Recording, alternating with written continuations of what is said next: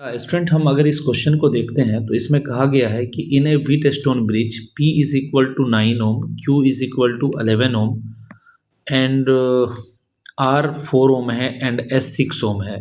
तो कह रहा है how much resistance must be put in parallel to the resistance S to balance the bridge.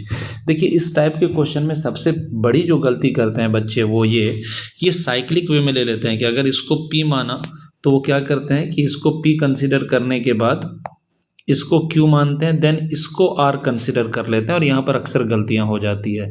अगर हमारा ये P है ये Q है तो फिर इधर लेना है R और इधर लेना है S, ठीक है ना।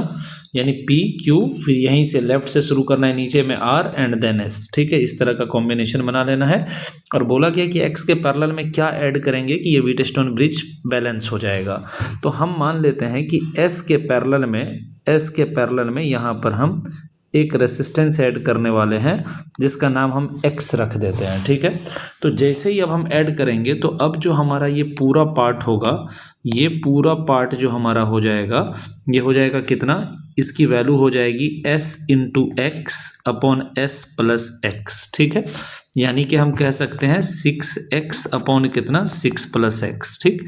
इस वाले ब्रांच का पूरा रेसिस्टेंस हमारा इतना आ जाएगा। अब हमें पता है कि बैलेंस करने का मतलब अगर ब्रिज बैलेंस हो गया है तो सामने वाले का प्रोडक्ट आपस में बराबर होता है, मतलब कि इसका इसके साथ और इसका इसके साथ प्रोडक्ट इक्वल आएगा।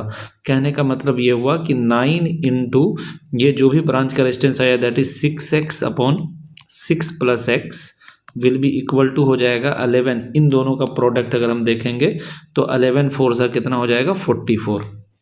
अब इसको अगर हम सॉल्व करते हैं तो 9 6 से हमारा हो जाएगा 54x इज इक्वल टू, इस पूरे को इधर लेके जाएंगे तो we can say 44 into 6 plus 44 into x.